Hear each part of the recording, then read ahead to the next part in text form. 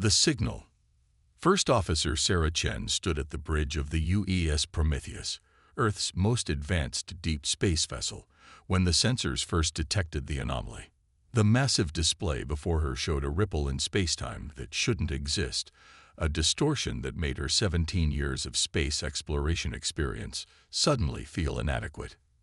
"Captain Morrison," she called out, her voice steady despite the adrenaline coursing through her veins. "We're picking up something unusual." Captain James Morrison, a veteran of the Third Mars campaign, moved to her station with practiced ease in the low-gravity environment. His weathered face reflected the soft blue glow of the holographic displays as he studied the readings. Analysis. "It's like nothing we've ever encountered, sir. The energy signature suggests a fleet of vessels, but their configuration." Sarah's fingers danced across the controls, bringing up more detailed scans. "They're massive, sir. Each ship appears to be roughly the size of old Earth aircraft carriers, but their energy output is minimal." The bridge crew maintained their professional composure, but there was an undercurrent of excitement that couldn't be suppressed. Humanity had waited centuries for this moment, definitive proof of intelligent alien life. "Dr. Paddle to the bridge," Morrison commanded through the ship's AI interface. Within minutes, the Prometheus's chief xenologist arrived, her dark eyes widening as she absorbed the sensor data. "Fascinating," Dr. Amara Patel breathed. "Their propulsion system appears to be based on principles we abandoned centuries ago. It's incredibly inefficient by our standards."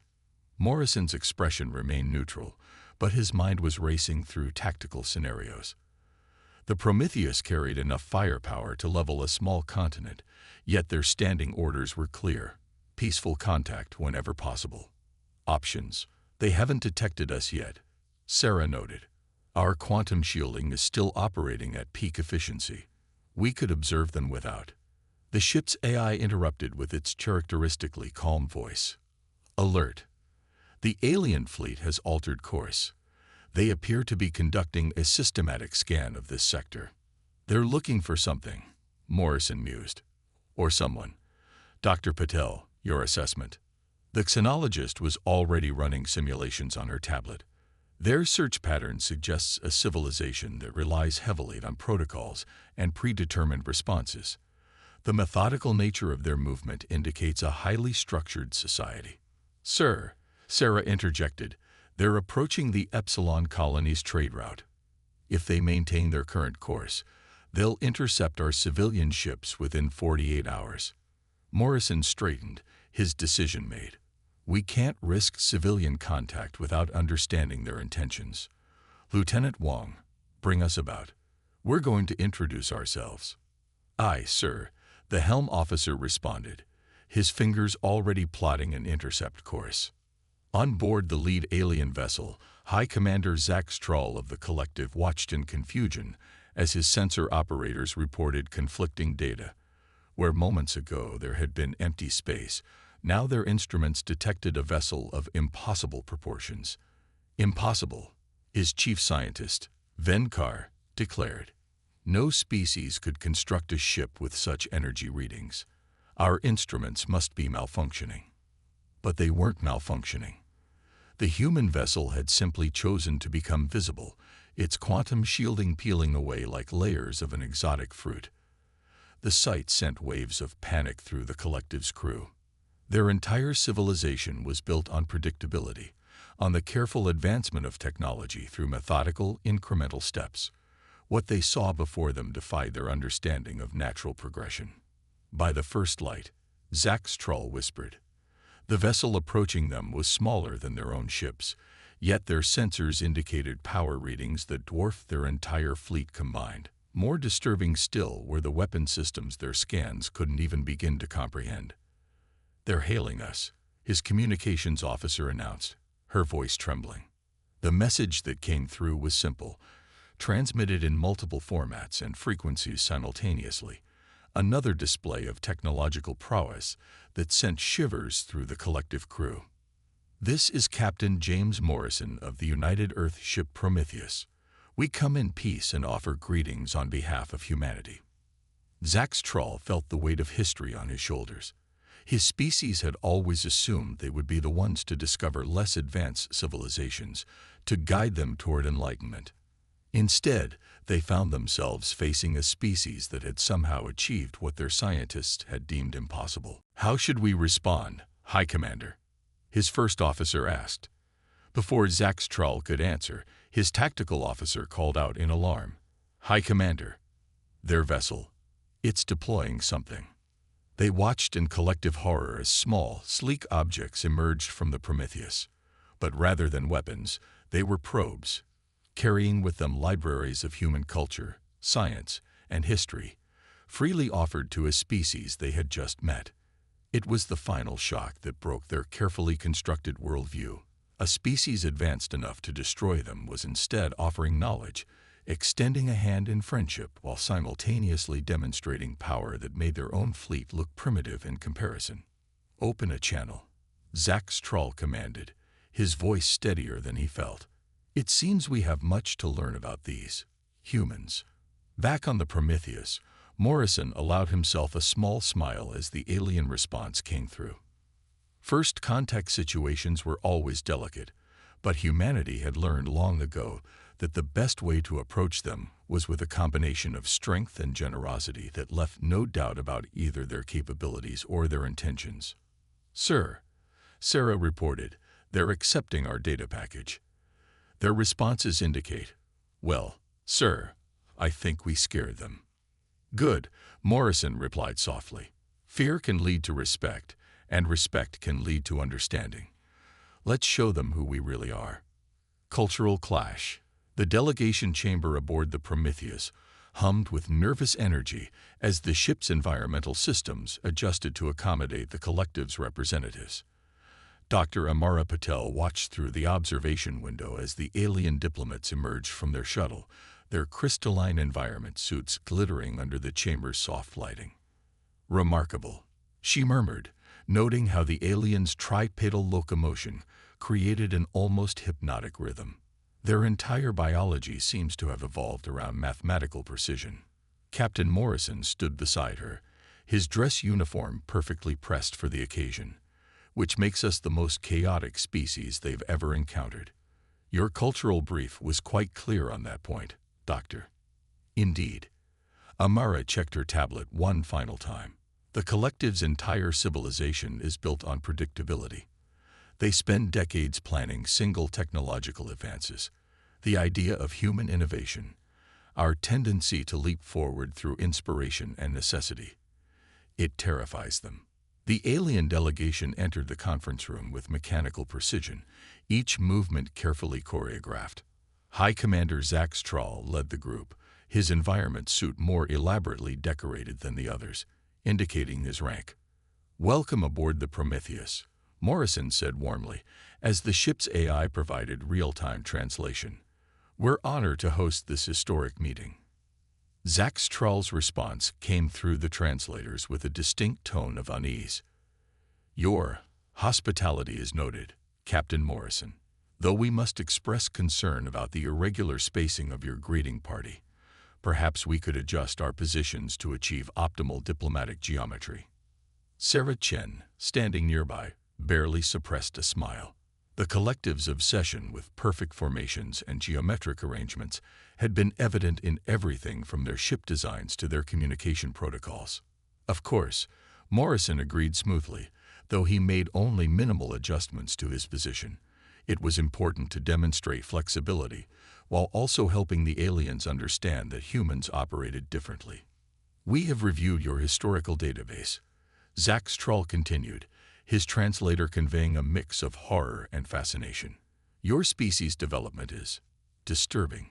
You advance through conflict, through chaos. You embrace uncertainty as a catalyst for growth. This is not the way of civilization." Dr. Patel stepped forward, her expression earnest. "Different paths can lead to the same destination, High Commander. Humanity's journey has taught us that adaptation and flexibility are strengths, not weaknesses. Strengths." Another member of the alien delegation, introduced as Chief Scientist Venkar, moved forward. Your species went from primitive atmospheric flight to quantum drive technology in less than 2 centuries. Such rapid advancement defies all natural laws of societal evolution. That's humanity for you, Sarah said with a slight grin. We have a habit of defying expectations. The meeting continued for hours, but the fundamental disconnect between the two species became increasingly apparent. Where the collective saw chaos and reckless advancement, humanity saw innovation and progress. Where humans saw opportunity and potential, the aliens saw danger and instability. The tension reached its peak when Morrison offered to share humanity's quantum drive technology. Freely and without reservation. Impossible. Venkar's translator couldn't fully convey the mixture of shock and outrage in his response. Such technology requires centuries of careful development, countless simulations, generational planning. Or, Morrison interrupted gently, it requires one brilliant physicist having the eureka moment while drinking her morning coffee, followed by a team of engineers crazy enough to try making it work. The aliens' reaction to this statement nearly ended the diplomatic session then and there. The idea that groundbreaking technological advancement could come from individual inspiration rather than carefully controlled institutional progress violated everything they believed about civilization.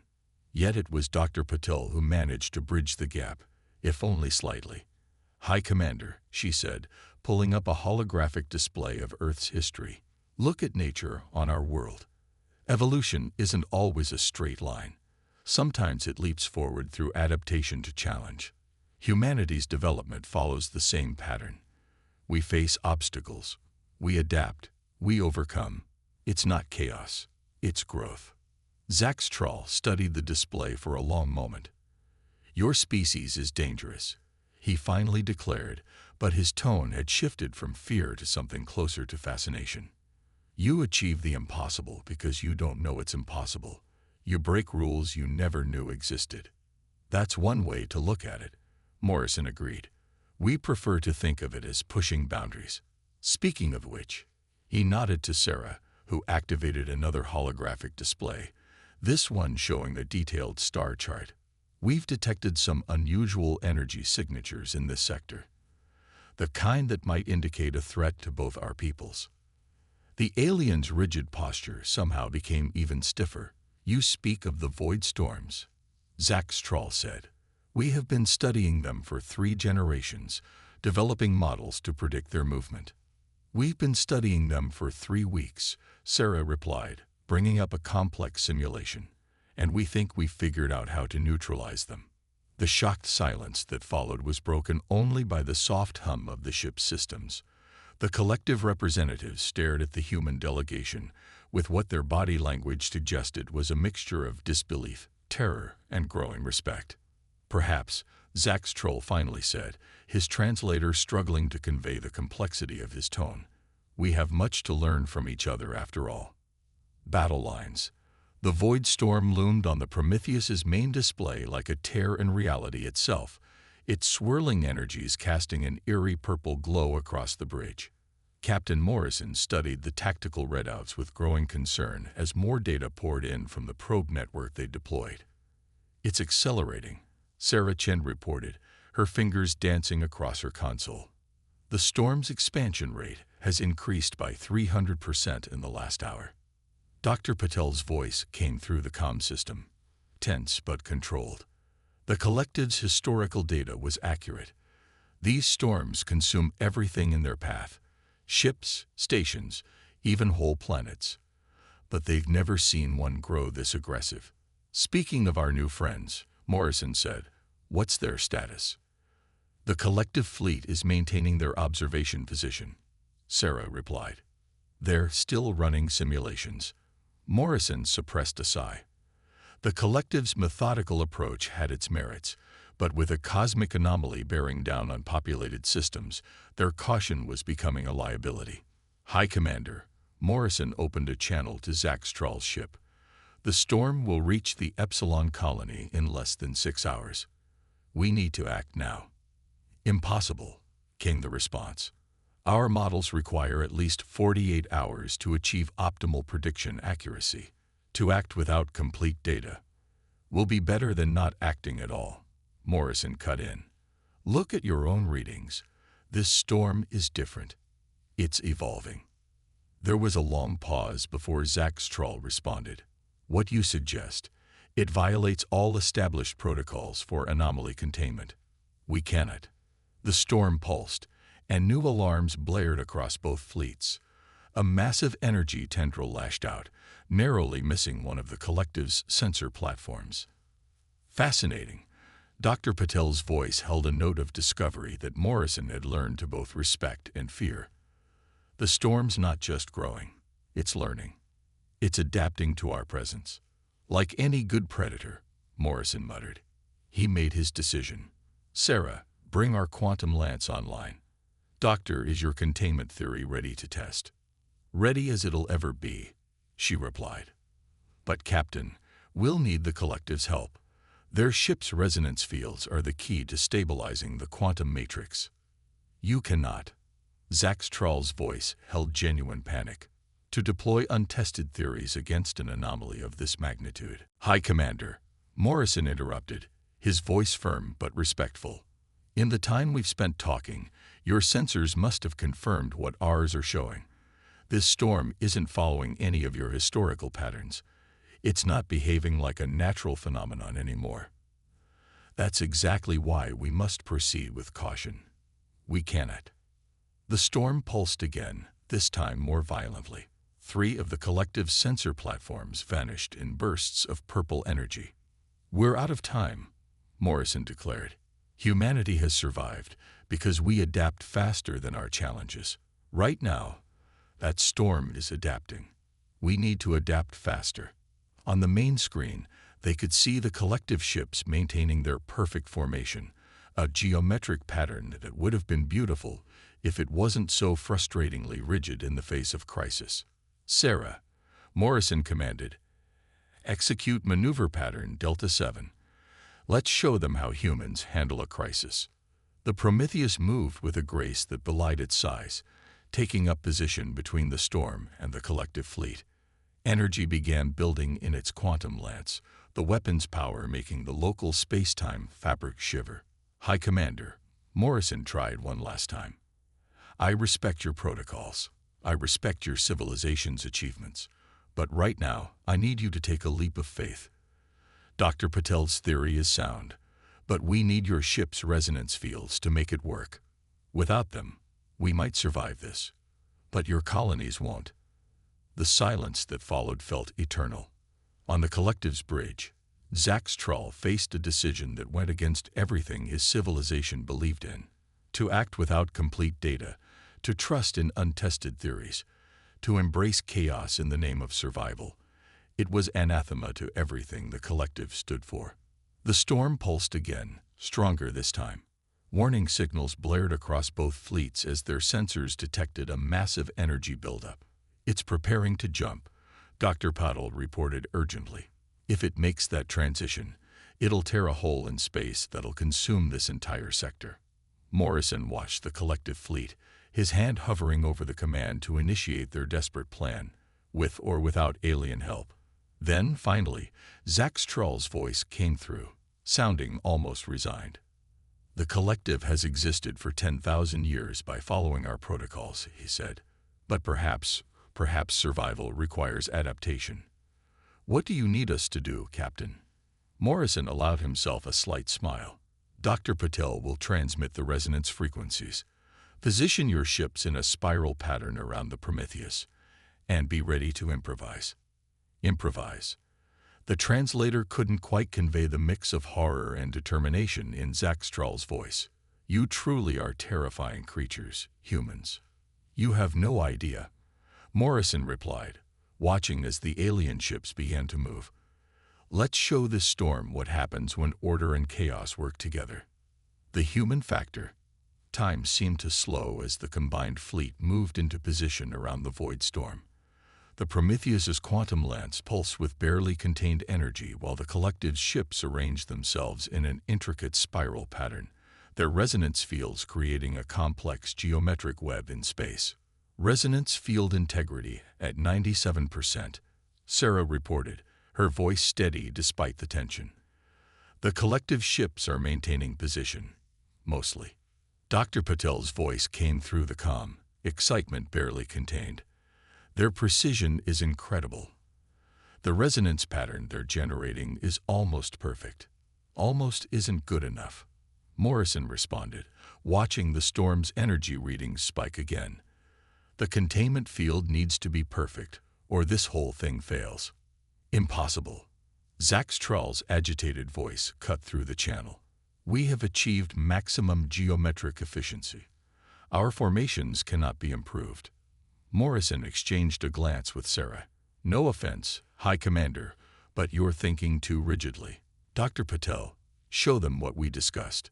A new set of calculations appeared on the shared tactical displays. The collective's perfect spiral pattern was slightly distorted, made organic, almost fluid. This is chaos. Venkar protested. You cannot expect us to abandon mathematical precision for natural patterns, Dr. Patel suggested. The storm isn't geometric, High Commander. It's organic, evolving. To contain it, we need to match its nature, not impose artificial order on it. The storm pulsed again, stronger this time. A tendril of void energy lashed out, barely deflected by the Prometheus's shields. We're out of time, Morrison announced. High Commander, I know this goes against everything you believe in. But right now, those beliefs might get us all killed. Trust us. Trust in a little chaos. There was a moment of tense silence, broken only by the increasing wail of sensor alarms as the storm grew more volatile. Your species, Zach Strahl finally said, defies everything we know about civilization. You embrace disorder, celebrate unpredictability. It terrifies us. But, another pause. But perhaps terror is preferable to extinction. Collective ships execute the human pattern. The alien vessels began to move, breaking their perfect formation. It wasn't easy for them. Every adjustment seemed to cause physical pain to their crews, trained from birth to seek mathematical perfection. But they moved. Resonance field shifting. Sarah reported, watching the readings with growing excitement. The pattern. It's working. Field integrity at 99%. 99.5. Now, Captain, Dr. Patel called out. The containment field is as perfect as it's going to get. Morrison didn't hesitate. All ships, full power to resonance fields. Prometheus, quantum lance at maximum charge. Fire. The lance's beam struck the heart of the storm, its energy contained and focused by the resonance field created by the collective ships. For a moment, nothing seemed to happen. Then the storm began to change. Incredible, Dr. Patel breathed. The quantum energies are forcing the storm to stabilize. The resonance field is. It's teaching it order. Teaching it.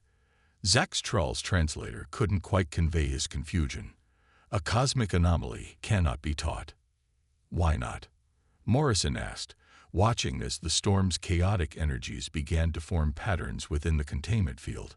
Everything in the universe learns, adapts, grows. Even chaos can learn to dance to order's tune, if you ask it nicely enough.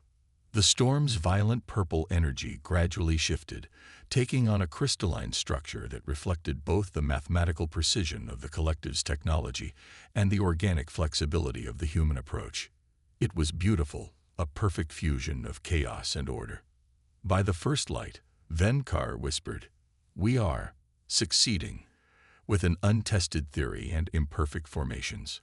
Welcome to the human way of doing things," Sarah said with a grin.